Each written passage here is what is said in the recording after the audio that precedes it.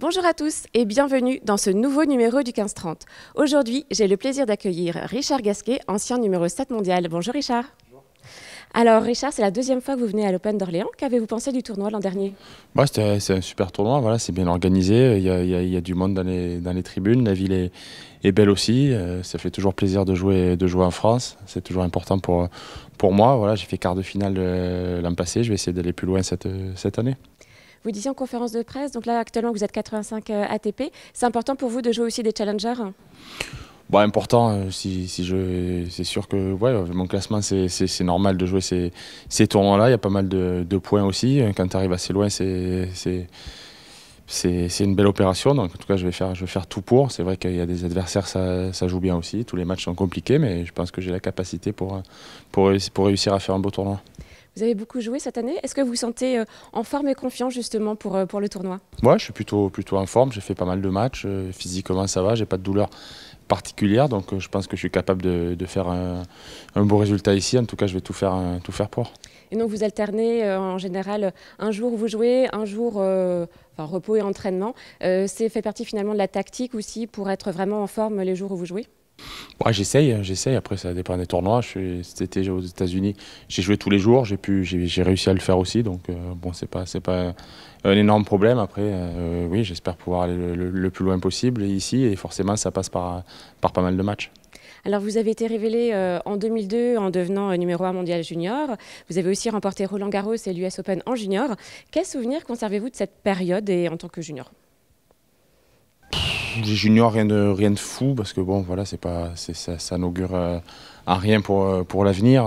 Voilà, déjà à cet âge-là, j'étais déjà dans les 200 mondiaux, donc c'était beaucoup plus important que pour moi. Les juniors, c'était sympa de jouer les grands chelems, c'était un beau moment de gagner, mais sincèrement, voilà, c'était toujours été le circuit ATP qui a prédominé, même quand j'étais junior, quoi. D'accord. Alors je disais, vous avez été donc 7e mondial à votre meilleur classement en 2007. Est-ce qu'on ressent plus de pression et plus d'attente finalement pour les matchs en étant dans le top 10 et puis pour y rester? Bah, il faut un haut niveau pour y rester. Forcément, il y a beaucoup de joueurs qui poussent à la porte. C'était pas évident, mais j'ai réussi à l'être 3 ou 4 ans dans ma carrière, ce qui est une belle performance quand même. Donc oui, j'ai fait le maximum pour l'être. Et c'est sûr que c'est un cap qui est difficile à franchir. Et forcément, pour y rester, c'est pas évident. Vous avez été 15 fois titré en simple sur le circuit ATP. Est-ce qu'il y a une victoire qui vous a marqué plus que les autres? Non, tout a été importante. Après les trois demi de Grand Chelem aussi, voilà, la Coupe Davis, tous les tournois que j'ai pu faire à Roland-Garros. Mais oui, il y a pas mal de matchs qui m'ont marqué. Après, en trouver une par rapport à d'autres, c'est assez compliqué. Mais oui, sur l'ensemble de ma carrière, voilà, je suis quand même fier d'avoir réussi à gagner ces 15 tournois. Et puis alors aujourd'hui, vous êtes le recordman français en nombre de victoires, avec plus de 500 victoires. Vous avez dépassé Yannick Noah. Est-ce que c'est quelque chose qui compte pour vous ou vous vous concentrez juste sur chaque match et puis sur chaque victoire? Moi, c'est sûr que c'est beau d'avoir gagné autant de matchs. C'est vrai qu'il n'y a pas énormément de joueurs qui en ont gagné plus de 500. Je suis certainement même parmi les moins bons de cette catégorie-là, parce qu'il y a beaucoup de très très grands joueurs qui en ont gagné plus de 500 aussi. Mais oui, c'est une belle performance. Après, j'espère pouvoir en gagner encore quelques-uns à la fin de ma carrière. Alors vous avez remporté de nombreux matchs face à des top 10 et cette année face à Daniil Medvedev en 8e de finale à Genève. Comment est-ce qu'on appréhende ces matchs? Est-ce que ça vous met en confiance pour la suite? Bah, c'est toujours un plaisir, c'est pour ça que je continue à jouer au tennis, pour essayer de jouer des gros matchs. J'ai pu en jouer aussi à l'US Open, à Wimbledon. Cette saison, j'ai réussi à me faire plaisir sur quelques tournois, donc c'est toujours pour ça que je continue. Et forcément, quand tu joues à un joueur qui est aussi bien classé, ça te donne envie, et c'est quand tu peux le battre, beaucoup de confiance. Oui. Alors Roger Federer vient de prendre sa retraite.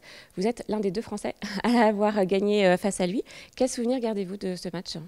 Ouais, ouais, c'était fabuleux de l'avoir battu, surtout que la première fois qu'on s'est joué, je l'ai battu. Bon, forcément, après, la tendance s'est inversée, parce que bon, c'était quand même un des plus grands joueurs de tous les temps. Mais ouais, j'ai été fier ça a été beau de pouvoir le jouer, même si ça n'a pas été évident à certaines reprises, parce qu'il était quand même extrêmement fort. Après, c'est sûr que c'est un joueur immense qui s'arrête. Il a fait une carrière fabuleuse, et c'est sûr que ça fait bizarre de ne plus le voir sur les cours. Ouais. Alors vous avez remporté, vous le disiez, la Coupe Davis en 2017 et la médaille de bronze au JO de Londres en 2012 avec Julien Benneteau. Est-ce que vous préférez jouer seul ou jouer en équipe pour représenter votre pays?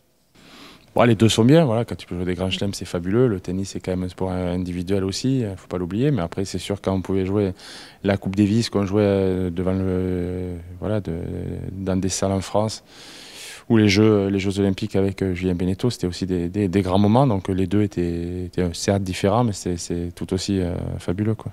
Et les Jeux de Paris, ça fait partie de vos objectifs? C'est dans 2 ans, voilà, ça va être compliqué d'y être.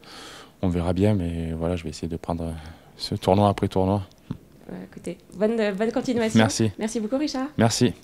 Quant à nous, nous nous retrouverons demain pour un nouveau numéro du 15-30.